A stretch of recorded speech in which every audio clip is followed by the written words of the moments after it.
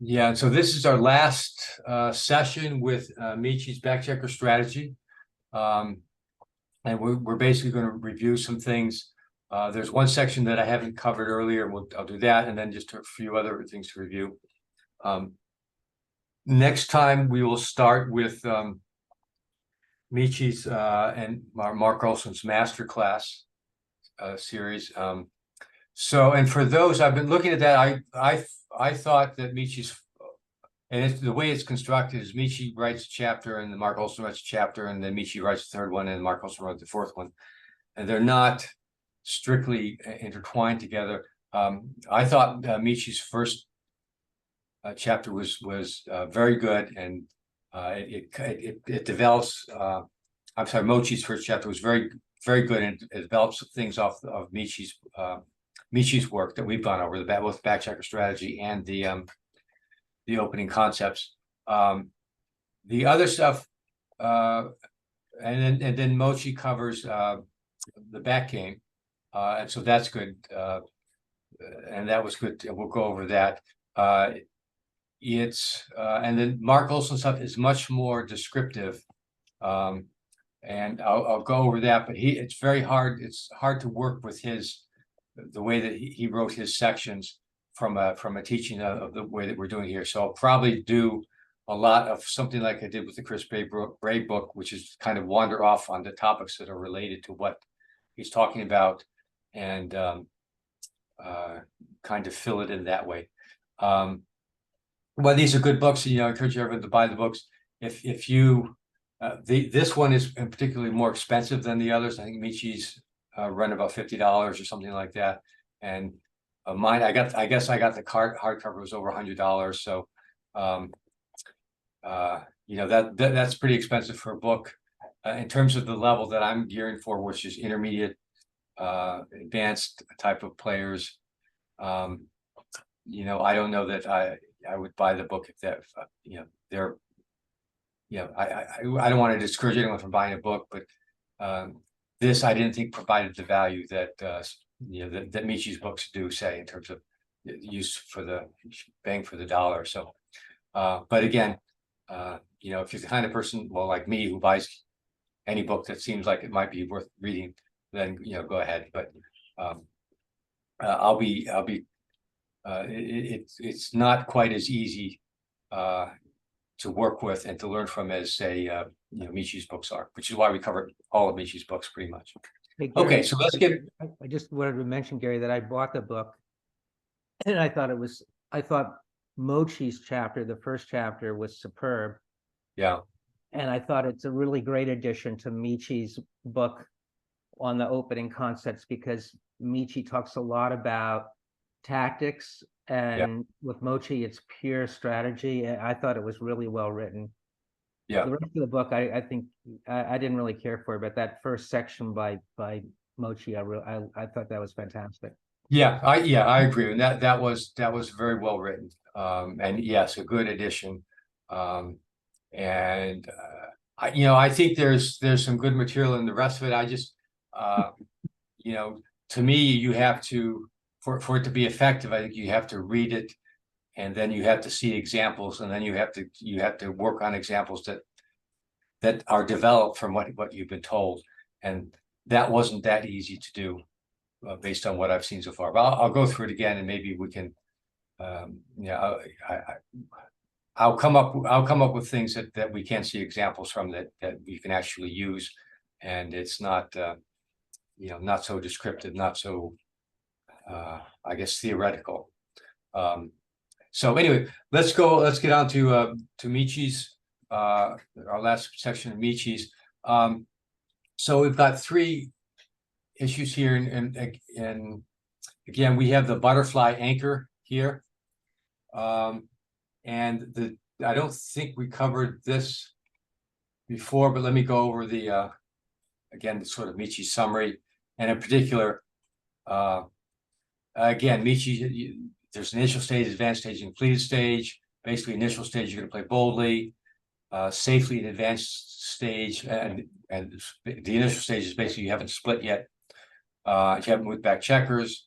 If you an advanced stage is where you have an advanced anchor, and so you're going to play more safely there. Completed stage, you're going to play super safely. Basically, you've escaped your back checkers to the midpoint. And so those are those stages. The solo stage, I would call that opportunistic bold, and basically you're going to pop out your back checkers if you have the lead and you have the single checker back. And you're going to try on the other side, you're going to try to contain the checker. And then the butterfly anchor, which is one of the more difficult things to do. But again, the butterfly anchor is the 3-point anchor. And the question is here, part of the question is, okay, if you have the butterfly anchor, when do you break it? And so Michi outlines a number of considerations, which again, I've said before, these aren't quite as solid or consistent in the way that he presented them as I would have liked, but you know, the basic ideas are there, and the problem is interpreting them is not always simple, which we'll see in a minute. But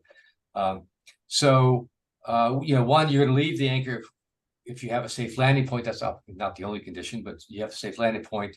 You've completed the fort being your own prime around the 8 and 6 and hopefully 5 and bar point.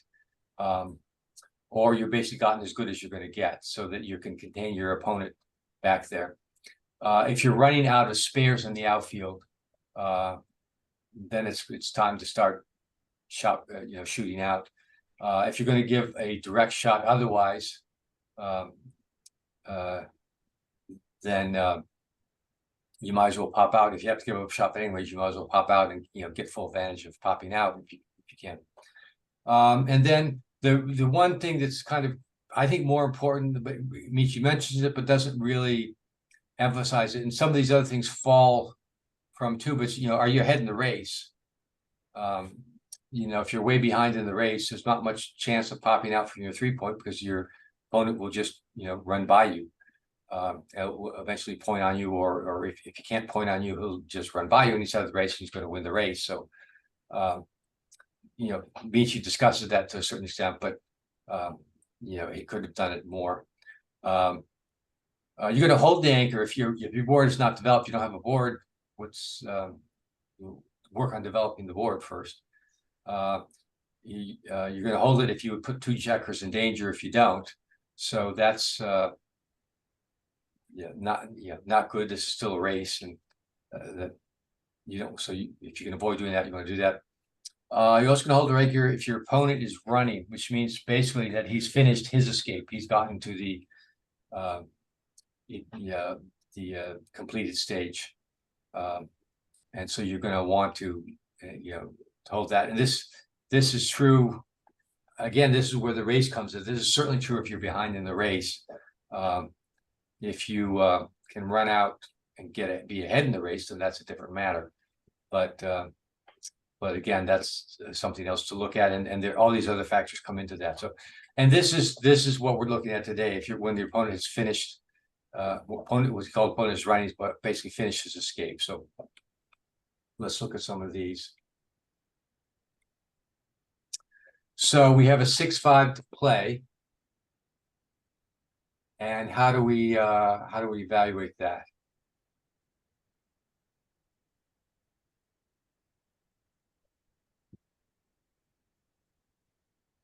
Well, you're behind in the race, so you can't leave the butterfly anchor. Yeah. Right. Yeah. This is where sort of, if I criticize Michi on this is kind of like the first thing, and he sort of mentions it as frequently as an afterthought. We're behind in the race. Why would we leave here? Even after we got a good roll, 11 is a pretty good roll, and we're still bound by 1. So that that's certainly part of it. Just to look through the criteria some more. You might want to leave if we have a safe landing point. Well, we do. We can come out all around, and we're not in danger from at least the one that we left. We completed a fort. Well, we don't have a fort here, but then we don't have a checker to contain either. Our opponent has already escaped, so that really doesn't matter. 0-1 outfield spares. Well, the important thing to know here is that we're stripped here at the midpoint, but we have all these, which now are basically spares since they're behind, or they're ahead of the opponent's last anchor.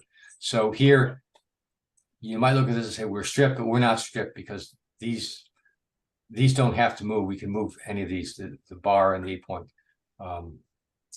Okay, so that tells us, what does it tell us? Not much. This sort of applies, but we don't really have a fort. We don't really need one. We don't have spare. We have plenty of spares. We're not going to give a direct shot otherwise.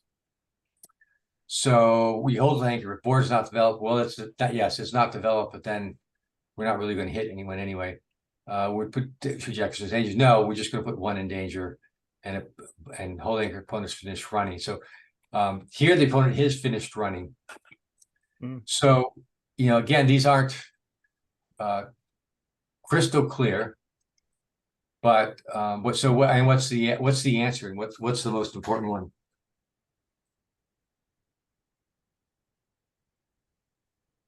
We don't have a board developed. Yeah, well, that's true. But then black doesn't have anyone behind our board anyway. So it's again, if we had a full board there. Well, in that case, we don't have a fort, using his terminology. Right. If we leave now and he'll point on us loose, and we'll have blocks. Yeah. Go off the midpoint. Yeah, we could do that, but why? And so that's don't run. I mean, the question is, do we run here or not? That's the first step, and then the second step is, okay, if we don't run, what do we do? So we could take 2 off the midpoint. But what would that? I guess what would that accomplish? Well, but it would allow you to play more pure if you did that, Gary. That's one thing it would accomplish. Okay. Pure mean you're behind in the race. So your only hope of winning is to form a prime, a pure prime. That's the only way you're going to win. So I mean, otherwise you're going to start making points like the 1 point or the 2 point. Those are less effective points for you. Yeah. Well, yeah, but I understand what you're saying, but again, what good is a prime? A prime is good only if we have a checker behind it. So you're saying, yes, a prime would be nice, but we'd still have to hit the opponent first. Right. So our best chance of hitting the opponent is going to be, well, there's 2 ways. We can hit a fly shot from the back, or if black is somewhere down the line is forced to strip and forced to play a 6 or something like that. Although it's not clear how that's going to, not clear how that's going to happen given all this checkers he has to move forward first. But I guess it could. But but I think the answer, it goes back to the first first observation, Jimmy, and that's really doesn't play as much importance, I think, in Michi's writings here as it should. Is that we're behind in the race. So, and we have all these spares in here partially because we're behind in the race. So there's plenty of them to move. There's no need to run out here. And not only are we behind in the race, there are fairly strong numbers here that for black, if we do run out. So I mean, you can make the 4 point. Well, if we do run out, there's 3 spares here to make the point on our 3 point, and that's that's not good. If black makes the 16 point, the 9 point here, that's also pretty strong, because then we're really hard pressed. Only a 1/6 hops us over it, and so we're in a fair bit of trouble. Now, in terms of, okay, so if you don't run, what do you do? Most of these don't really matter. The XG comes up with this one, which is making the 3 point and slotting one. Making the 2 point is probably okay too. Again, you want to make the board. We're sort of forced to go deep because of the 6 and 5, but we should be able to fill it in at some point. Mhm. Any of these other plays, 8-3-7-1, they don't really matter. But the point is, you once you get down, with this one leaving the blot, is actually the one here means that it is now black has a double, a double which you should drop afterwards, and then again leaving the blot here, and here's the running play, and it's just you didn't make that play, and it's a double and a drop. So Hey, Gary, I'm sorry, Gary, and this is a little bit segueing, but I'm curious what your thoughts are. That if you read Mochi's book, he's all about making a prime if you're behind in the race. yeah, And I know that if you're playing a back game, like Bill Roberti would say, hey, you just make a pure prime at whatever cost. yeah. You know? So when are you following Bill and Mochi's rules, so to speak, quote unquote, and trying to make the pure prime, at even if you have to abandon the 13 point, and when are you like saying, no, you don't want it, because you play 8-2-6-1, that's a blitzing play really, and you're behind in the race, so you're not really supposed to be doing that. So I think I'm kind of getting lost with all this, and I was wondering if you could give you have to keep it, I think, in the context. We'll get into the priming blitzing game plans, with Mochi, and that's what he talked about, and Michi mentioned it briefly. But here we're not playing, when we're moving these checkers, we're not making any game plan. We're playing the holding game. And the holding game is basically you're going to wait and hope that you get a shot, and you're going to try to construct a board or a prime as best you can, but knowing that you need to get the shot, or to get really lucky with big doubles to come around. So here the game plan is holding game, which is different from the blitzing priming structure. Now, if we actually do hit, then we're going to play, then we're going to go into a blitz or a prime, depending on what, if we even have a prime. If we have a prime, we'll do the prime. If we don't have the prime, then we're left with the blitz. But first and foremost here, you have to recognize we're playing a holding game. Right. And if you look at, he's got a lot more checkers in his outfield than we do. And so if you were to break the 13 point, you're going to need another 11 to get one checker out. You need Right. that 13 point to be there so that you have an escape if the opportunity arises. Yeah. With a 9, which you wouldn't have if you left. You're going to crash first.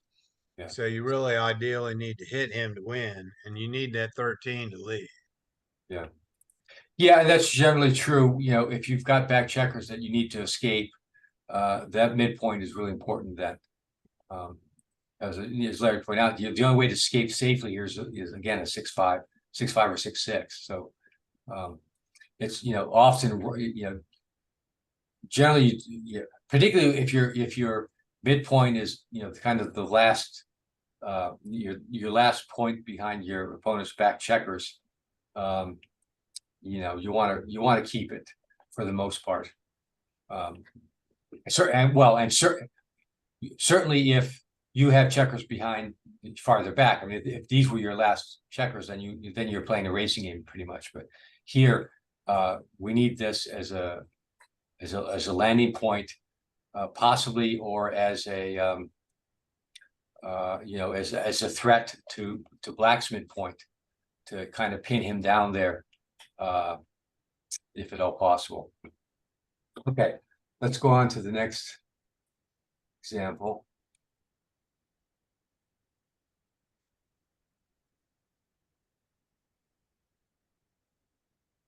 So another 6-5 to play, and this is probably the same game moved up a little bit.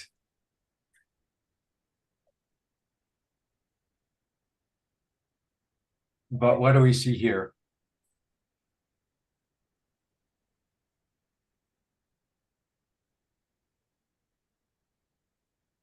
Oh.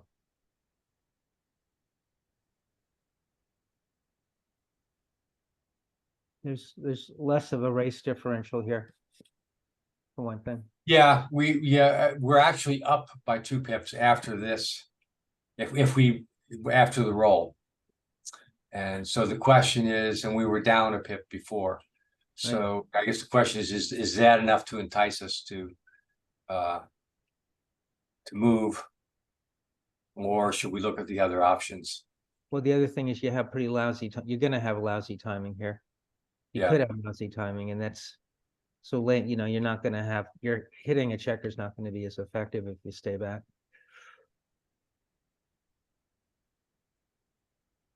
Well, let's go through the options again. And, you know, do we have a safe landing point? Well, we do for if we run. Mhm. Did we complete our fort? Well, no, but then it's not really, that's not really important at this point because we don't have anyone to contain. Do we have spares in the outfield? Well, yes, we do. We've got these 4 now can be considered spares. Because they're, you know, they're not being used for anything else. They're not blocking anything.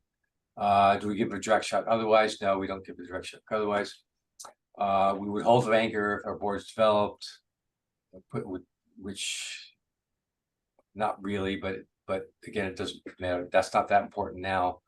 Our opponent is running, so we would hold. So our opponent is running. And we put 2 checkers in danger. We're not gonna do that. We'll only put 1. And so maybe, you know, so there are 2 things here. You know, again, it's checkers in danger here when we do that. We're vulnerable to an attack here. If we run all the way. You know, black there's spares on the 7, 8, and 5 to point on us. There are a couple numbers that make this the 9 point, which makes it very hard to escape. Again, it gives black even more numbers to point on us. So, you know, the answer here is to not run, but to use our spares in the outfield to make a point. And which point doesn't really matter. The 4 point is obviously the best point, but you know, you make the 2 point and slot the 4. That's not bad either. Again, making the 2. Even this one, this is kind of dumb, but you know, making it to 2 and then running past your open point, that's generally a bad idea. Again, all these, but running out is way down here. And is a huge blunder to do that. Okay.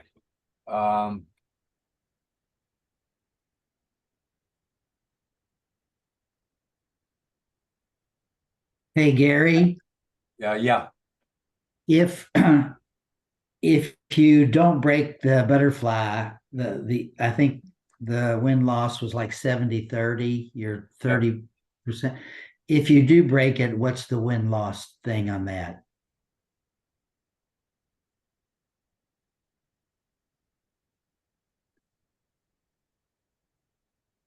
That was this one. Okay, so it's 26%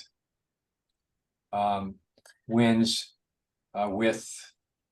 but giving up 7% gammons. Mhm. And top play is 29% wins, giving up 3.5% gammons. Thank you. I'm surprised it's not much worse, but thank you. Yeah, these numbers always seem close, but they're huge, but they're blunders, so that's always seemed kind of odd to me. Okay, so now we get to 3rd position. So now in this case, we're actually up in the race before. And do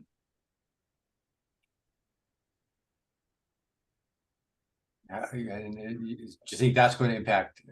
How is that going to impact the decision?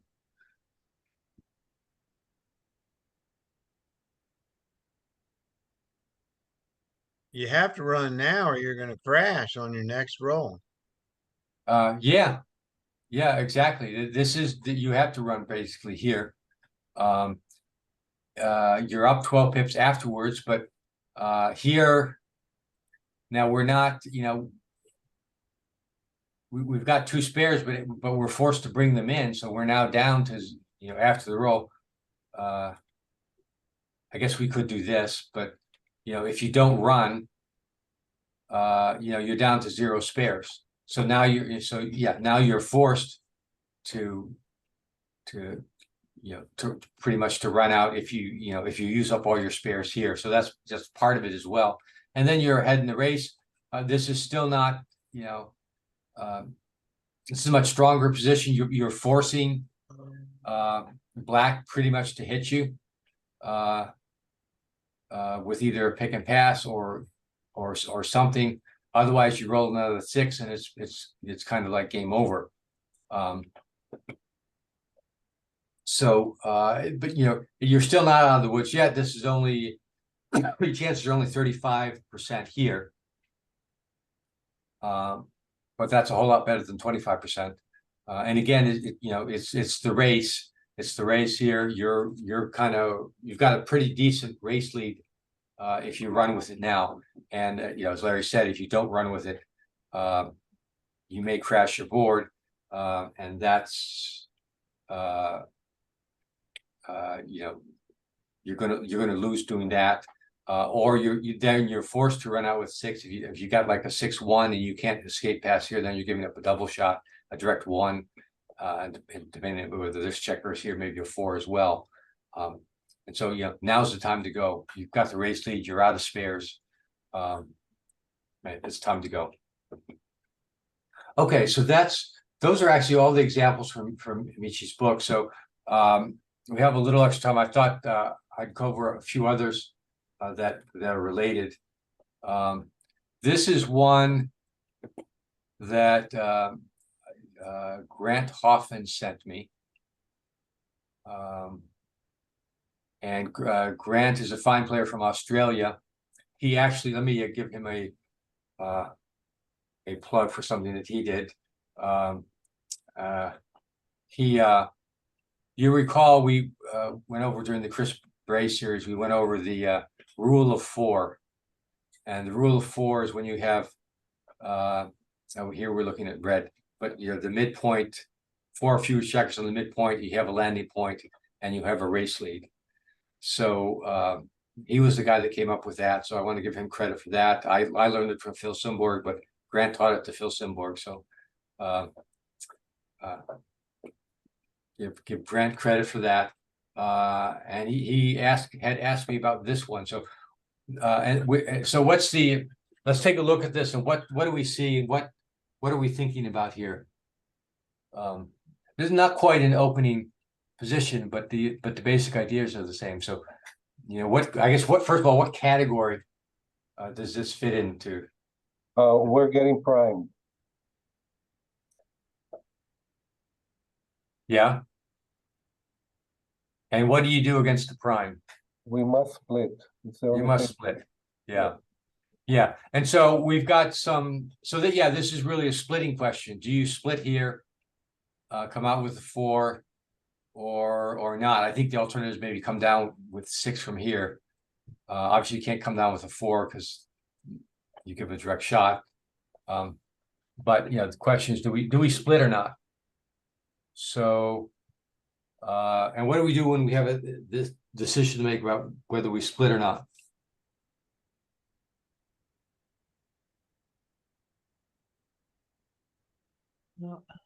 How many builders on the zone is one of them? Yeah, we've got these splitting rules that Michi covered at the beginning of the Backchecker strategy book and introduced to the opening concepts book. So let's go over them again. And again, Michi came up with a bunch of them, and they were kind of all thrown together. And then I tried to consolidate them in a little bit. So let's just look at that. So you got rules not to 10 or more checkers in the zone as a sign not to split. And so we have that here. We've got these 4 back here. All these are in the zone. So we've got 11 checkers in the zone. So if you just look at that rule, you say you can't split here. But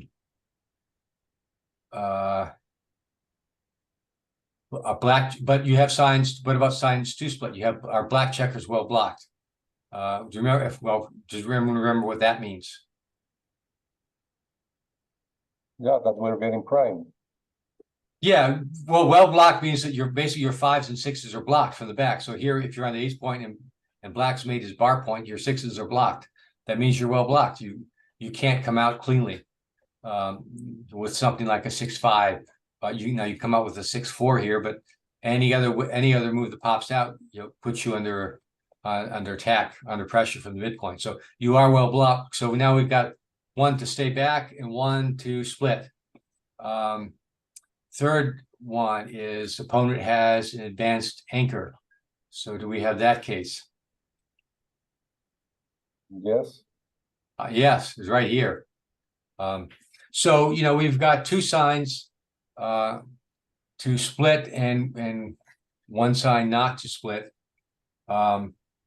What's more important here? Well, what's Black's game plan? He's gonna bring off those 2 checkers on the 12 where he's 13. Yeah. And he's gonna cripple us. I think we have to take a chance. Yeah. I mean, the splitter rules don't really get into game plan, but and actually with Michi's book next time we'll start getting into that. Black here is working on a prime, and it's got to start. But the fact of the matter is, if we remain back here, we may never, Black may complete the prime, and by the time we get out, it may be too late. We may not be able to get out, and we have our own prime, but we don't really have the timing unless we can move up with our back checker. So the answer here is that it's a big blunder to not step up here. And you can do that off the splitting rules. You can also reason it off the game plan. Now, obviously this is scary because you've got a spare here, a spare here, a spare here. You got 4 spares pointing on this number. The interesting thing that Grant pointed out to me is that let's say we do this number. Okay, so we do that, and let's say that Black points on us, which is a pretty bad result. And then we look at that. We look at the double action. So if that happens, we're at 37%. You have a checker on the barrel off tray instead of on the bar, Gary. We have it on the bar. Oh, okay, that's not good. Yeah. That always, I don't know how XG calculates that. Thank you. I can't see that because all the videos on there. But okay, so we do that. 33% to win. Yeah, actually, that wiped out the gammons if we're taking a checker off. So that's not quite good. 33% chance to win if we get hit, which is probably the worst thing that can happen from having stepped up. But let's look at, suppose we had done this, so we don't get hit. Our chances are 30%. So so we were better off stepping up and getting hit than playing it safe and staying back. But Gary, I mean, Jacob saw this, of course, because Jacob's a really great backhand player. But if you go through again Mochi's book, Mochi's going to say 10 checkers in the zone. Mochi's actually going to say if you don't have the 20-point made, if you have the 22-point made, he's going to say that's a blitzing position. Yeah. And he's going to say you don't split into a blitz. Yeah. So, keep in mind where we were here. Yeah.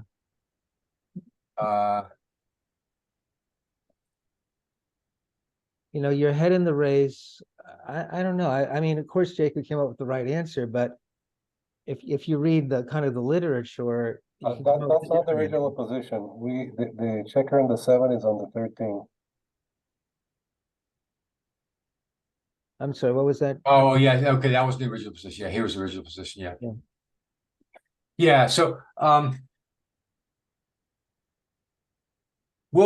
so let's hold off, Jim, on I understand that when Michi covered the racing game plan versus the priming game plan, it was a little confusing. So let's save this one after we go over what Mochi has to say about it, and let's see what he says. But you know, for me, I mean, we'll go over that, and what I found is that those considerations kind of help when it's not clear on the otherwise, but on other situations. But for me, if you can stick to the splitting rules, you know, the splitting rules tell you need to split here, and granted, it's not as sophisticated as you know, the priming versus a blitzing strategy, and you have to determine whether this is a prime or a blitz. But I don't see how it follows. I'm sorry, but I don't see how it follows Michi's rules. You don't have a safe landing spot. All right, you've completed your fort. Okay, you have more. Well, remember, okay, he's talking about that on the butterfly anchor. This is not a butterfly anchor situation. I'm sorry. Okay, right. Yeah, that's another thing too. Is we have to recognize, you know, what we're in here. We're not talking about whether black runs here or not. Black actually, black doesn't have a butterfly either. So yeah, so although those we're on a different topic now. Right. Yeah. Okay. What are the Yeah, rules so- on splitting off of the ace point, Gary? I'm sorry. What are Yeah. your Yeah, so that, you know, this is the splitting question. So in any way, I thought, and what Grant pointed out, which I thought was an interesting point, I hadn't thought about it that way. So, you know, even if you get hit here with and get pointed on, you're still better off playing your checker from the bar than you are from sticking him back on his back checkers. Because here, you know,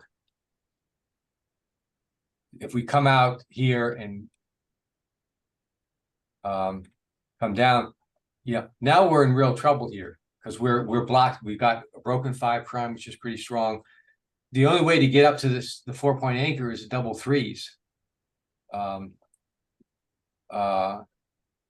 Well, safely, and the other option is, you know, get a 1 or a 3 or something like that, and then step up. But we're under a lot of pressure there if we wait to do that now, and there aren't many good choices. Whereas here, you know, if we're on the bar, you know, now we've got a 4-3. Even a 2-1 is an improvement over where we can make the 2-point is an improvement over the ace point. And we may be forced to come in with a 4-1 or something like that. That doesn't make it. But there are a lot.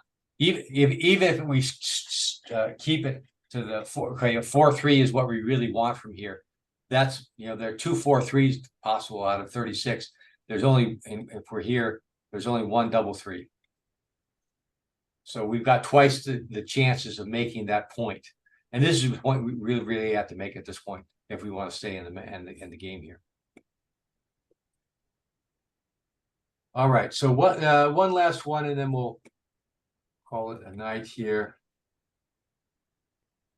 This one actually came from a Bill Roberti book.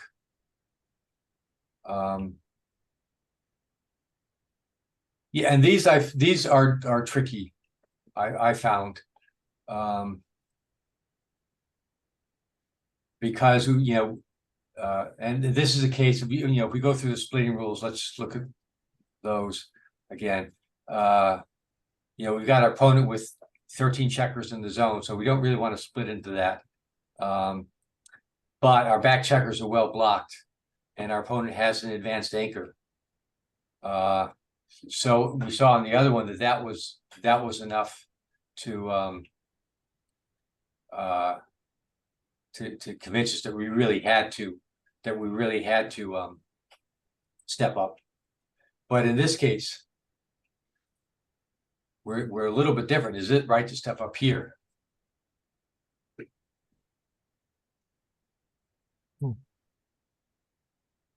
I think not splitting here seems clear when we're so behind in the race and, we're covering his whole inner board, which, if he doesn't make a point, we're going to get a shot somewhere. And, it seems like the main decision. I mean, I could be wrong, is whether you like play 14-9 and leave a shot or not, right? Yeah. Yeah, well, yeah, so the right play here is not to split. So, and this, again, we'll cover this with, I think more with Mochi, is that here, Black's only game plan, there's a possibility that they could form a prime here, but probably not. He needs some really good numbers to do that. And if we step up, we're just giving him more ammunition. If to either point on us or just to hit loose. We don't have much of a board. Although it's better than Black's board. But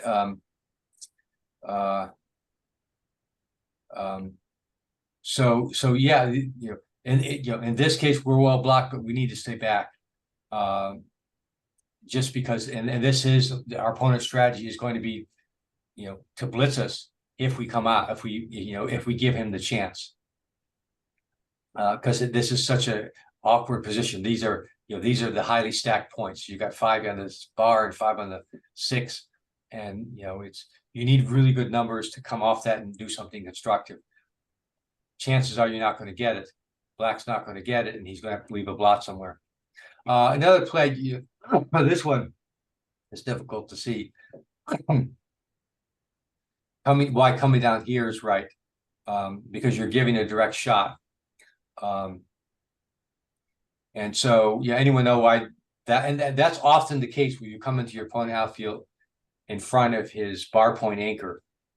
Does anyone know why that's frequently an okay thing to do? You want to Because you make have a chance. you want to make an anchor in your opponent's home board, an advanced anchor. I'm sorry. Say that again. Yeah, you don't care if you get hit, because you could if you get hit, you can put that checker towards making a point on your opponent's home board. Right. Yeah. Well, yeah. So this is Cycle the covered up. checker. That's exactly that. Right. Yeah. That's yeah. That's one thing too. Is that and again, Michi covered this too. Is we're still at the early stage. We've got nothing. We've got nothing here, and Black has nothing in the home board. So this checker actually could give us a better shot at making an advanced anchor. The other part of it too, though, is that okay, if Black is going to hit us with that too, he's going to break his anchor. Okay, so that gives us, so we can maybe make our anchor, or if we more likely if we get the chance, we're gonna hit either Black from the 6 with a 6 or an ace, or we're gonna hit depending on what he does with this one, we're gonna hit that one loose. In any case, if he hits it, he hasn't made a point here. Yeah, and there's some return shots as well there. Yeah, so we're looking. So we're trying to treat this checker as kind of bait to get him to break his anchor, so that basically we can hit him and put him back. Because there's not, when he's sitting there, there's not much he can do with that. He's at some point he's going to have to break it. We want to be ready to hit it. So again, we'll be covering these. This is kind of our next topic. So, but we'll see how it's covered so far. And it doesn't quite. To me, stepping up from the other one was clear. Here, it's not quite as clear until we start thinking about priming versus blitzing strategies and things like that, and talking about what is actually going to happen here. Okay, so that's that for this session.